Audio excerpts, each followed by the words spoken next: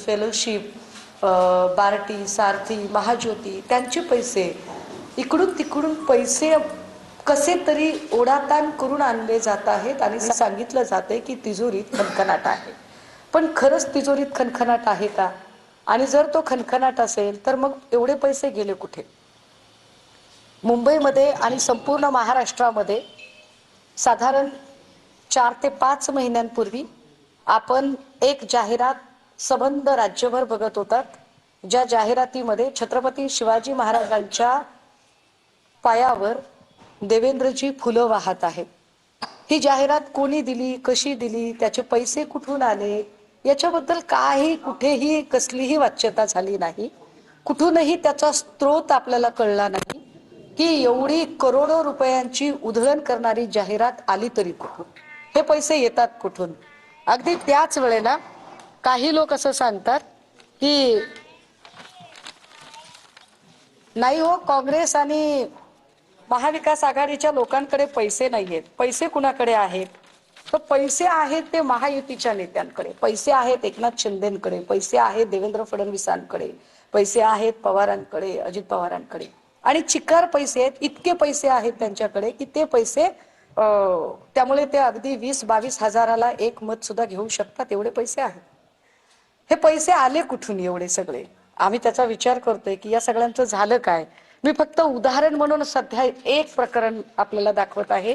माझी अपेक्षा असेल की आज सन्मान्य पक्षप्रमुख उद्धव साहेब नागपूर अधिवेशनात येत आहेत आणि ते सभागृहात सुद्धा या विषयावर त्यांनी बोलावं, ते बोलतील अशी अपेक्षा आहे. मी काही डॉक्युमेंट माझ्या सोबत आणलेले आहेत. महाराष्ट्रामध्ये गेल्या 3-4 वर्षामध्ये अनेक ठिकाणी रस्त्यांचं काम सुरू झालं वेगवेगळ्या प्रकारे. कुठे भक्ती शक्ती मार्ग, कुठे शक्तीपीठाचा मार्ग, समृद्धी महामार्ग एक वेगळंच आख्यान आहे फार मोठं. मी आता तुमच्यासाठी फार छोटंसं नमुना त्याच्यातला सॅम्पल घेऊन आले. ते सॅम्पल आहे राष्ट्रीय महामार्ग क्रमांक 965 पंढरपूर मोहोळ पालखी मार्ग आहे हा. या पालखी मार्गामध्ये 965 क्रमांकाचा जो पालखी मार्ग आहे, यातला जो एकूण आर्थिक गैरव्यवहार आहे, हा आर्थिक गैरव्यवहार जो साधारण 1400 कोटी रुपयापर्यंतचा व्यवहार आहे. हा मार्ग जरा मी आपल्याला दाखवला पाहिजे, म्हणजे आपल्याला हे कळायला हवं की आम्ही जे मांडत आहोत ते किती व्हॅलिड मांडत आहोत. सभागृहामध्ये जर विरोधी पक्ष नेता आता असता विधिमंडळामध्ये, विधानसभेत किंवा विधान परिषदेमध्ये, तर हे अजून ताकदीने मांडता आलं असतं. परंतु सत्ताधाऱ्यांना ते नको आहे, त्यामुळे आम्ही हे मांडलं पाहिजे आपल्यासमोर. हा एक नकाशा आहे, ज्या नकाशामध्ये साधारणतः दादा आपण उलट धरले काय ना, हा इकडच्या बाजू पकडायला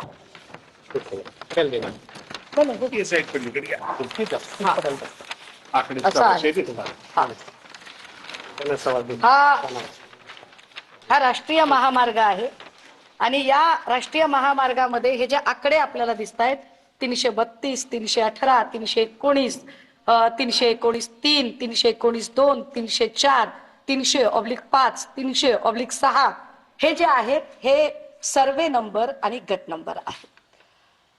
राष्ट्रीय महामार्ग पालखी महामार्ग क्रमांक 965, जो महामार्ग मी फक्त पंढरपूर ते मोहोळ याच्यातला पंढरपूर ते मोहोळ सुद्धा बघत नाहीये, लक्षात घ्या. मी फक्त एका गावातून गेलेला 3.5 ते 4 किलोमीटरचा घोटाळा सांगते तुम्हाला. अख्खा महामार्ग काय असेल त्याची आकडेवारी तुम्ही काढा. त्याची आकडेवारी काढण्यासाठी जर आमची मदत पाहिजे असेल तर मुख्यमंत्र्यांच्या सोबत आम्ही बसायला तयार आहोत. मात्र मुख्यमंत्र्यांची पारदर्शक व्यवहार करायची आणि महाराष्ट्राला पारदर्शकता दाखवण्याची तयारी आहे का, ही आमची जरा तो त्यांना प्रश्न आहे. तर साधारणतः या मार्गावरचं हे काम आहे आणि या कामाच्यासाठी काही पैसे, काही नुकसान भरपाई सरकारने देणं अपेक्षित होतं.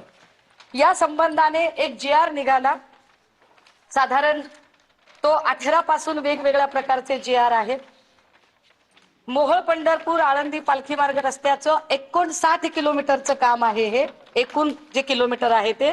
आणि याच्यासाठी राष्ट्रीय महामार्ग अधिनियम 1956 कलम 3G पोट कलम 1 अन्वये नुकसान भरपाईचा आदेश निवाडा निघाला. आदेश निवाडा निघाला तो पहिला निवाडा होता 9 जानेवारी 2018चा, 9/6/18, 6/7/18, 9/1/18. म्हणजे याची पहिली अधिसूचना दिनांक आहे ती 18ची आहे, 9 जानेवारीची. मग अधिसूचना दिनांक दुसरी ही 9 जुलै 18ची. याच्यावरचं मूल्यांकन केलं गेलं की नुकसान भरपाई दिली गेली पाहिजे. ती 9 जानेवारी 2018ला तो दिनांक आला आणि याचा मूल्यांकन आदेश जो आहे तो साधारण 9/12/2018चा आहे. याच्यातले खूप साऱ्या बारकाव्यांमध्ये ज्यांना याच्यात राष्ट्रीय महामार्ग अधिनियम 1956 मधील कलम 3A ची अधिसूचना प्रसिद्ध केल्याशिवाय अधिनियमाचे कलम 3B नुसार जमिनीमध्ये प्रवेश करणे, मापे घेणे, मोजणी करणे, हद्दी निश्चित करणे वगैरे बाबी करता येत नाही. म्हणजे प्रोसेस काय असते की आपल्याकडचं जे राष्ट्रीय महामार्ग बनवण्याचं जे खातं आहे, जे गडकरी साहेबांकडे आहे, तर गडकरी साहेबांच्या खात्याने पहिल्यांदा जागा निश्चित करायची. ती जागा संपादित करण्याची जबाबदारी राज्यातल्या खात्यावर द्यायची. राज्यातला भूसंपादन विभाग आहे, त्यांनी जागा संपादित करायची. संपादित केलेली जागा कोणत्या शेतकऱ्याची आहे, किती मोजणी आहे, त्याच्यानुसार त्या जमिनीचा एकूण मूल्यांकन काढायचा, त्याचा रेडी रेकनर काढायचा, त्याच्यात फळझाड आहेत का, पाईपलाईन आहे का, बांधकाम आहे का, काय काय त्यांचं नुकसान झालंय, बोरिंग आहे का, विहीर आहे का, आणि त्याच्यानुसार त्याचा नुकसान भरपाई संबंधित माणसाला द्यायची. अशी साधारणतः प्रोसेस असते. निधी केंद्र सरकार उपलब्ध करून देतं. वितरणाचं काम राज्यात ज्यांनी भूसंपादन केलंय आणि वितरण केलंय प्रांतच्या मार्फत दिलं जातं. म्हणजे खातं लक्षात असू द्यात की चंद्रशेखर बावनकुळे साहेब आणि खाली सगळी मंडळी आहेत. माझं या सगळ्यांच्या संबंधाने आता ही जी काही एकूण मांडणी आली याच्यामध्ये जिरायत शेतीच्यासाठी प्रति चौरस मीटर 60 रुपयाचा भाव होता.